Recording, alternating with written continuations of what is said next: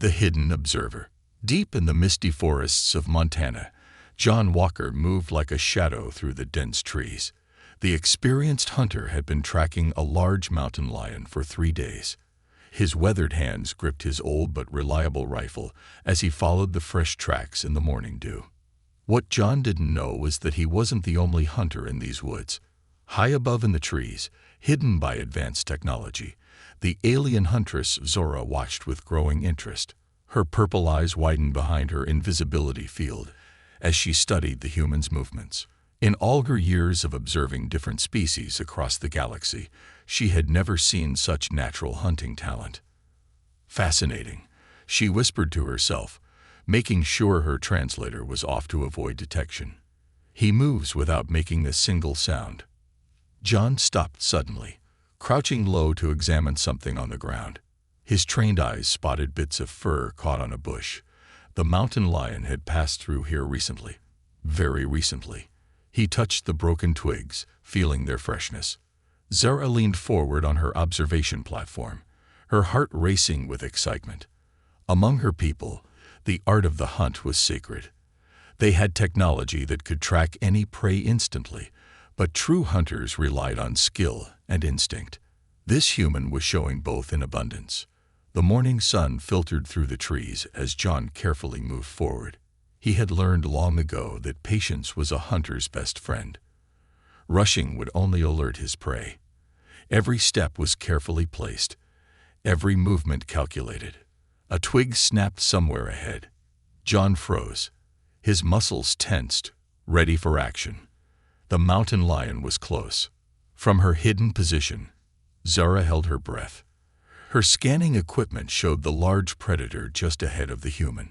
By her people's standards, this mountain lion was hardly a challenge, but the way this human tracked it, without any technology, was remarkable. The mountain lion appeared suddenly, its powerful body moving through the underbrush 30 yards ahead. It hadn't noticed John yet. The human hunter slowly, smoothly raised his rifle. But something unexpected happened. Instead of taking the shot, John lowered his weapon. The mountain lion was female, and behind her, 2 small cubs appeared. "Not today," John whispered, a small smile on his face. "You've got little ones to feed." Zara's mandibles clicked in surprise. This was unexpected. On her world, showing mercy was often seen as weakness. But something about this human's decision stirred something in her. He had spent 3 days tracking this prey, yet he chose to let it go for the sake of its offspring. There was honor in that decision. The mountain lion and her cubs disappeared into the forest. John stood up, stretching his stiff muscles. He was about to turn back when something made him pause. Years of hunting had given him a sixth sense about being watched. He scanned the trees slowly. Nothing seemed out of place, but the feeling persisted. Zara realized she had leaned too far forward on her platform, causing a slight distortion in the air. She quickly adjusted her position, but she could see that the human had noticed something. His instincts were incredibly sharp. "Who's there?" John called out, his voice firm but calm. Birds scattered at the sound of his voice, but nothing else moved. Zara made a decision that would change everything. After observing this human, she had seen enough to know he was special. Her people needed to know about humans like him. Breaking several protocols at once, she reached for her cloaking controls. John's eyes widened as the air 20 feet above him began to shimmer and twist. Something was appearing out of nowhere, something that would challenge everything he thought he knew about the world.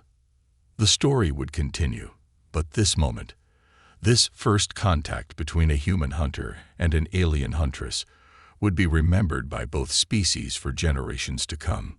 The knowledge exchange. John Walker had seen many things in his 20 years of hunting, but nothing had prepared him for this. Floating above him was a being that looked both beautiful and deadly. Her skin shimmered with a faint purple tint, and what he first thought were decorative markings turned out to be natural patterns that seemed to shift in the morning light.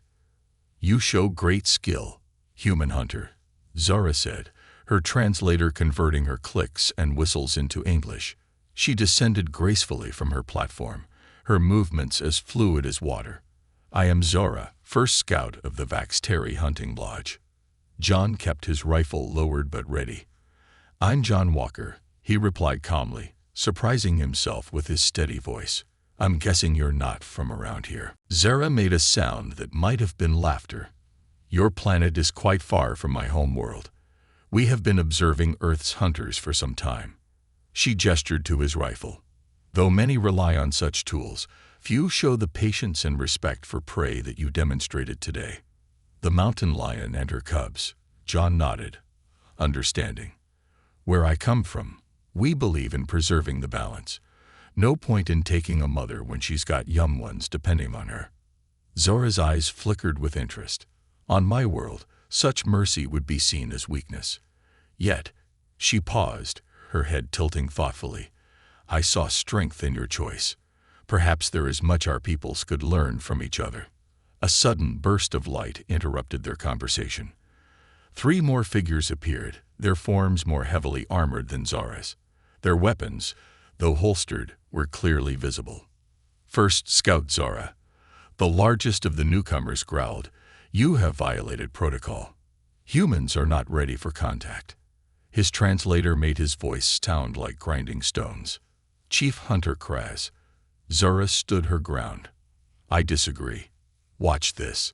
She pulled out a small device and projected a hologram of John's entire hunt.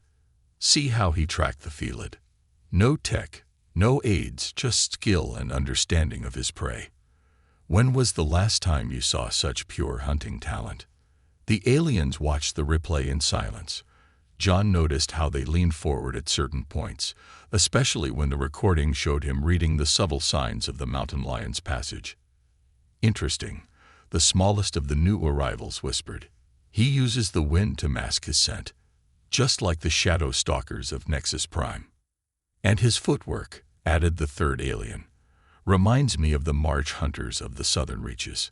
Chief Hunter Kraz raised a hand for silence. He turned to John, his 4 eyes blinking in sequence.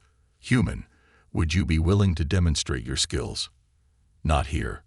We have better hunting grounds." John should have been terrified. Instead, he felt a familiar excitement, the same thrill he got before starting a challenging hunt. "What kind of hunting grounds are we talking about?" Zara stepped forward. "We have preserved environments from 100 worlds. Creatures you couldn't imagine. Some hunt in packs, others alone. Some can turn invisible, others can mimic their surroundings. Each requires different skills to track and understand." "And if I agree?" John asked, noticing how the other aliens seemed surprised by his quick grasp of the situation. "Then you would be the first human to hunt among the stars," Zara replied. "But be warned, our trials are not easy. Many don't survive." Chief Hunter Kraz drew himself up to his full height. "If you succeed, your species might be deemed worthy of joining the Interstellar Hunting Lodge. If you fail," he left the sentence hanging. John looked at his rifle, then at the vast forest around him. He'd spent his whole life learning its secrets, but now an entire universe of new challenges beckoned. He turned to Zara, whose purple eyes seemed to shine with encouragement. "When do we start?" he asked. The aliens exchanged looks of approval. Zara stepped forward, holding out what looked like a ceremonial blade. "First," she said, "you must learn to hunt without your human weapons. Are you ready to begin your training?" As John reached for the blade, a distant howl echoed through the forest. But this time, it wasn't from any earth creature. The real hunt was about to begin. The first trial. The world shifted around John in a flash of blue light. When his vision cleared, he found himself standing in a massive domed arena. The sky above was a deep purple, and 3 moons hung in the alien heavens. The arena itself was filled with different terrains, from dense jungle to rocky mountains, all seamlessly blending into each other. "Welcome to the trial grounds," Zara announced, standing beside him. She had changed into ceremonial hunting armor that seemed to ripple with its own inner light. "This is where we separate true hunters from mere warriors." Chief Hunter Kraz's voice boomed from somewhere above. Human John Walker, your first trial begins now. You must track and survive an encounter with the Shadow Leaper. You have one rotation of the third moon to succeed. What's a Shadow Leaper? John asked, gripping the alien hunting blade Zora had given him. It felt unusually light in his hand. Zora's expression turned serious. They are what your people might call apex predators. They can jump between shadows instantly. Many hunters have died simply because they forgot to watch the shadows behind them. As if on cue, the arena's lighting dimmed. John noticed how the shadows of rocks and trees grew longer, stretching across the ground like dark fingers. Remember, Zora added quickly, it's not about killing the creature. True hunters must prove they understand their prey. Show us you can track it, anticipate it, and survive it. Before John could respond, she vanished, teleporting to the observation deck high above. He was alone in the arena. Drawing on years of experience, John first studied his surroundings. The ground was covered in a strange blue-tinted grass that seemed to whisper when the wind blew. Perfect for detecting movement. He noticed how some patches were crushed. Something heavy had passed through recently. A sudden movement caught his eye. A shadow jumped from one tree to another, moving impossibly fast. John's heart raced, but he forced himself to remain calm. Every creature, no matter how deadly, had patterns. Think, he muttered to himself. What do I know? It uses shadows. It's heavy enough to crush the grass. It's hunting me. Another shadow shifted, closer this time. John backed up against a large rock, eliminating one angle of attack. He remembered tracking mountain lions back on Earth, how they would test their prey's awareness before striking. Up in the observation deck, the alien hunters watched with growing interest. He understands positioning, one commented. See how he controls the space around him. But will he figure out the Shadow Leaper's weakness in time? Another wondered. Zora watched intently, her hands gripping the railing. She had chosen this human, and his performance would reflect on her judgment. Back in the arena, John was piecing together the puzzle. The creature always moved from shadow to shadow, which meant he stepped out from the rock and began gathering dry vegetation. The alien observers murmured in confusion as he started creating small piles around a clearing. The shadows danced again, getting bolder, closer. John could now hear a soft chittering sound, like metal scratching on stone. The Shadow Leaper was playing with him. Just as the creature tensed for an attack, John struck the alien blade against a rock. Sparks flew, igniting the piles of vegetation. The clearing burst into light, eliminating most shadows. A screech of frustration echoed through the arena. Forced into the open, the Shadow Leaper revealed itself. A massive creature with skin like polished obsidian, rippling with dark energy.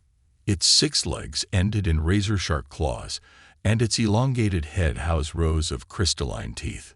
But John didn't run. Instead, he stood his ground and bowed his head slightly, showing respect while maintaining eye contact. It was a technique he'd used with Earth predators, acknowledging their power while showing no fear. The Shadow Leaper stopped its advance, tilting its head in curiosity. For a long moment, hunter and prey studied each other. Then, surprisingly, the creature returned the gesture, dipping its head before leaping away into the darker parts of the arena. The lights came back up. John heard applause from above, a strange mix of clicks, whistles, and deep rumbles. Zara reappeared beside him, her eyes shining with pride. You didn't just survive, she said. You showed wisdom. Understanding that not every hunt must end in a kill, that respect between hunter and prey is sacred. These are advanced concepts. Chief Hunter Kraz descended on a floating platform. Impressive, human. But this was just the first trial. The next ones will test more than your hunting skills. They will test your very understanding of what it means to be a hunter in this vast universe. As they spoke, the arena began to transform again, revealing new and more dangerous environments. John gripped his blade tighter, ready for whatever challenges lay ahead. But one thing was clear. He had earned the aliens' respect, and that was worth more than any trophy. The pack trial. After passing the Shadow Leaper trial, John barely had time to catch his breath. The arena transformed again, this time into a vast crystalline forest. The trees were made of something like glass, their branches chiming softly in the wind. The ground beneath his feet had changed to purple sand that seemed to glow with each step. "Your next trial is different." Zora's voice came through a small device on his wrist. "You won't be alone this time." John turned to see 5 other alien hunters materializing beside him. Each looked completely different from the others. One was tall and snake-like, another resembled a mantis, and the others were equally exotic. "These are failed candidates from other worlds," Chief Kraz announced from above. "They must work together to survive the Crystal Forest's most dangerous pack predators, the mirror wolves." The snake-like alien spoke, its forked tongue flickering.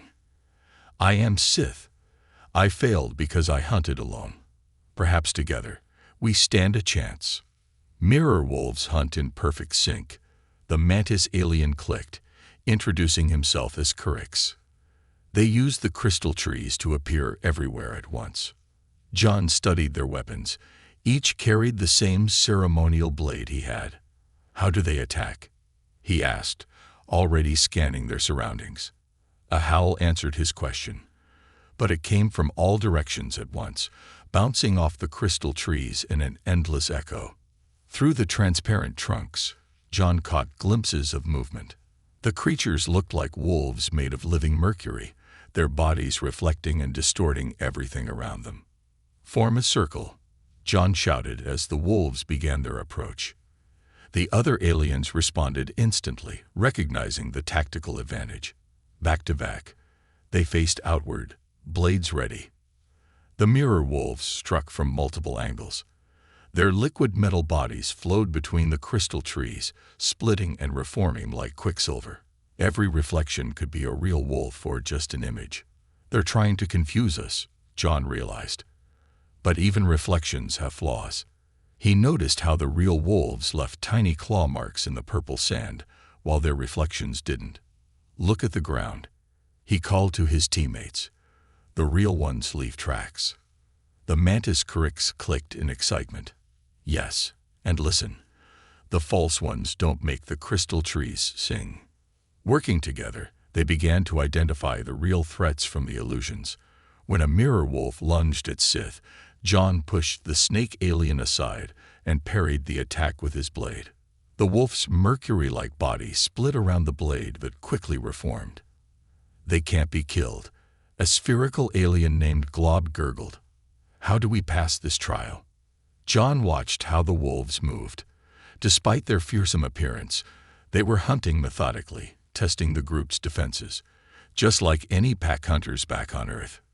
"We don't need to kill them," John said, remembering his lesson from the Shadow Leaper. "Look at their patterns. They're not just attacking. They're evaluating us. They're intelligent." Understanding dawned on the group. Instead of striking to kill, they began moving in their own synchronized pattern, matching the wolves' rhythm. It became like a dance. The hunters and wolves circling each other, showing strength but not aggression. The lead mirror wolf, larger than the others, approached John directly. Its mirror surface body reflected John's image, but distorted it to show him as the wolf might see him, a fellow pack hunter. John lowered his blade and met the wolf's gaze. In its liquid metal face, he saw not just a predator, but a being that understood the delicate balance between hunter and prey. The wolf raised its head and howled, not an attack cry, but a song of recognition. Its pack joined in, their voices creating haunting harmonies with the chiming crystal trees. One by one, the mirror wolves melted away into the forest, leaving only their echoing song behind. The arena lights brightened, and Zara appeared among them, beaming. "You've done more than survive," she said. "You've taught these failed hunters the most important lesson, that true hunting is about understanding, not just killing." The other aliens bowed to John, their earlier wariness replaced with respect. Chief Kraz's voice resonated through the arena. The human shows wisdom beyond his species. But the next trial will test more than wisdom. It will test his very soul. The crystal forest began to fade, replaced by something darker, more ominous. John gripped his blade tighter, but his heart was light. He had not just passed a trial. He had made allies among the stars. Sith slithered closer. Whatever comes next, we will speak of this hunt in our lodges for generations. As the new environment took shape, John realized that each trial was teaching him something new about what it meant to be a hunter in this vast, strange universe. The next challenge awaited, but now he knew, sometimes the greatest prey was understanding itself. The Dream Hunter's Challenge. The crystal forest dissolved into darkness, and when light returned, John found himself in what appeared to be a vast ocean of floating islands. Each island was covered in bioluminescent plants that pulsed with different colors. Some islands drifted lazily through the air, while others remained stationary. "Welcome to the Dreamscape Arena," Zara's voice came through his wrist device. "This is where many great hunters have lost their minds." Before John could ask what she meant, he noticed something strange. The colors from the plants were becoming more intense, swirling into patterns that seemed to pull at his consciousness. "Your prey this time," Chief Kraz announced, "is the Dream Weaver. It doesn't hunt bodies. It hunts minds." A shimmer in the air caught John's attention.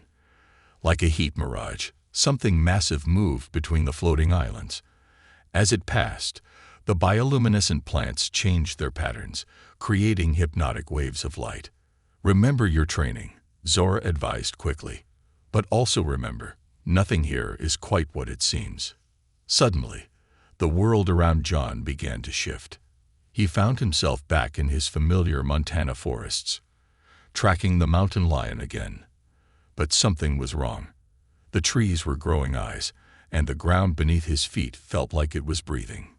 "It's trying to trap you in familiar scenarios," Sith's voice somehow cut through the illusion. "Find what doesn't belong." John forced himself to focus. In his years of hunting, he'd learned to trust his instincts. Even in this alien dreamscape, those instincts were screaming that something was off. The Dreamweaver appeared before him, taking the form of the mountain lion. But unlike a real mountain lion, this one had patterns of light flowing across its fur, and its eyes reflected impossible colors. "You want to hunt in my mind," John thought, realizing that normal weapons were useless here. "Let's see how you handle some Earth predator tactics." Instead of fighting the dreamlike state, John deliberately relaxed his mind, remembering techniques he'd learned for staying calm during long hunting trips. The Dreamweaver hesitated, not expecting this response.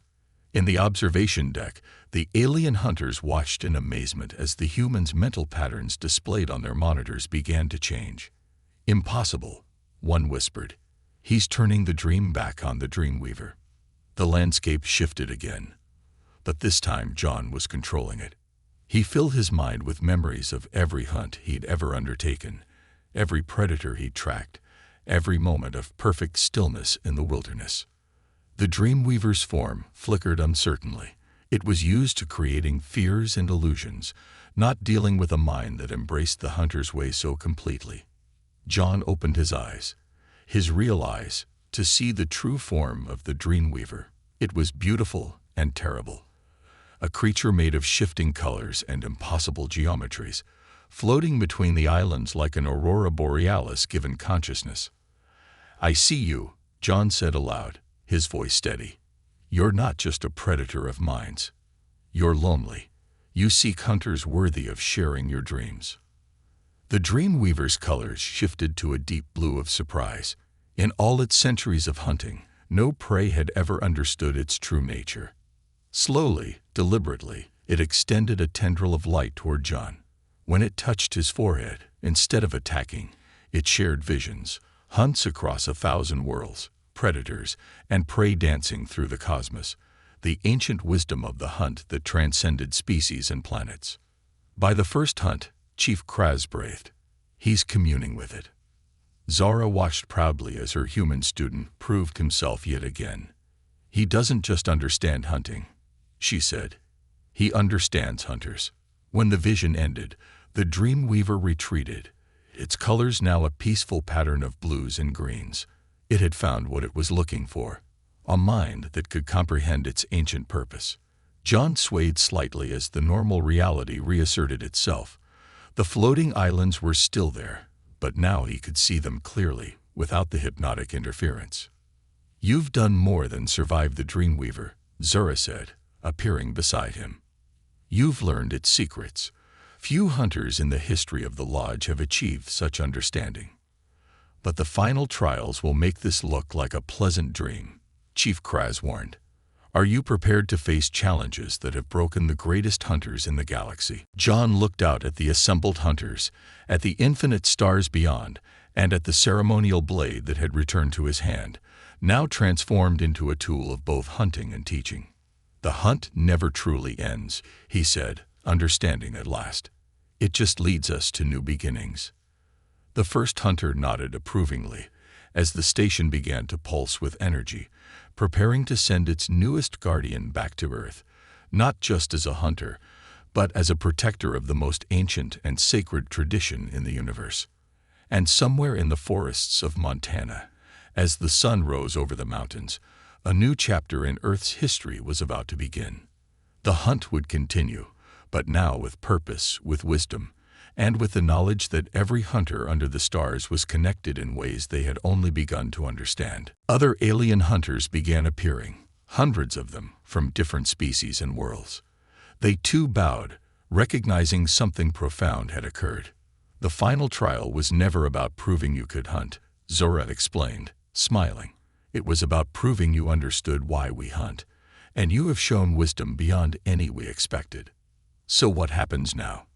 John asked, the blade of understanding humming softly in his hand. Chief Kraz straightened up. "Now, John Walker of Earth, you must make a choice. But first, there is one last truth you must know. One that will change everything you understand about hunting, about Earth, and about your place in the universe." The arena began to shift one final time, preparing to reveal a secret that had been waiting since the first human looked up at the stars and dreamed of the hunt. The universal truth.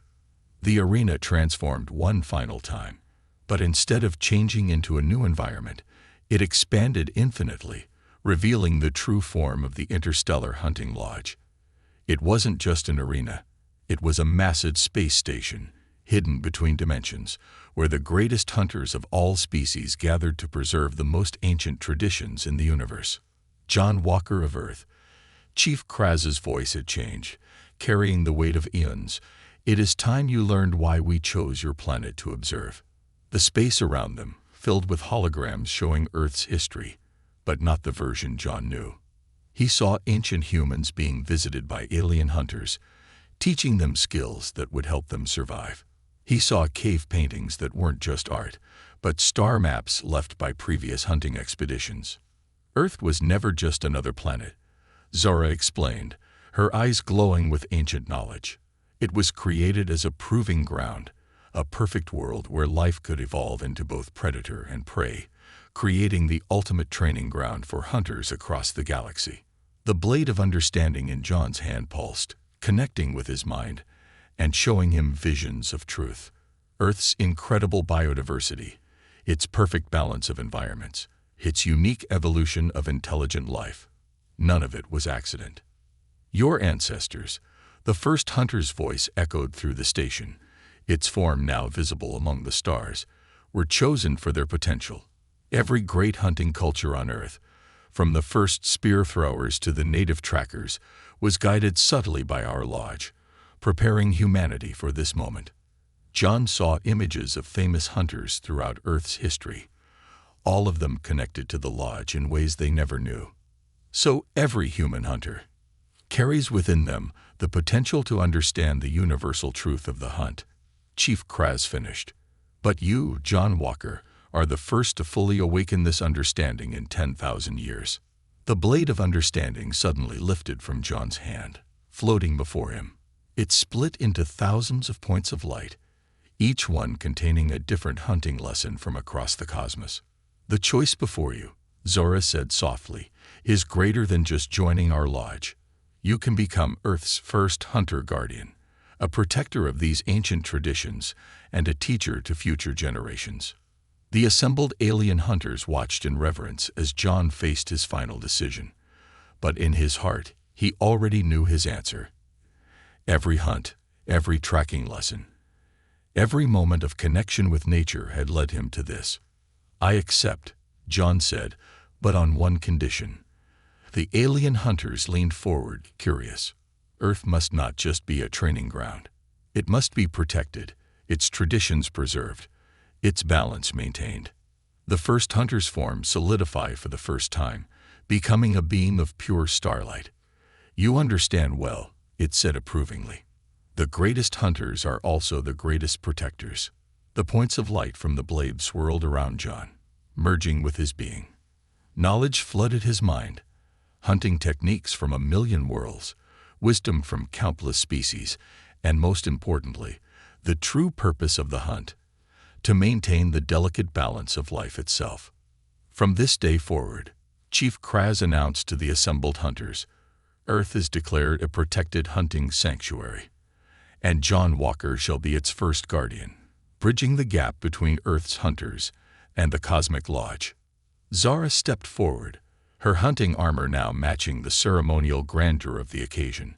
And he shall not guard alone, she declared, looking at John with newfound respect. And something more. The space station hummed with energy as ancient machinery activated, preparing to connect Earth to the greater network of hunting worlds. But this was just the beginning. John looked at his ceremonial blade, now glowing with a faint light of its own. I'm beginning to understand, he said. These trials aren't about proving we're the best hunters.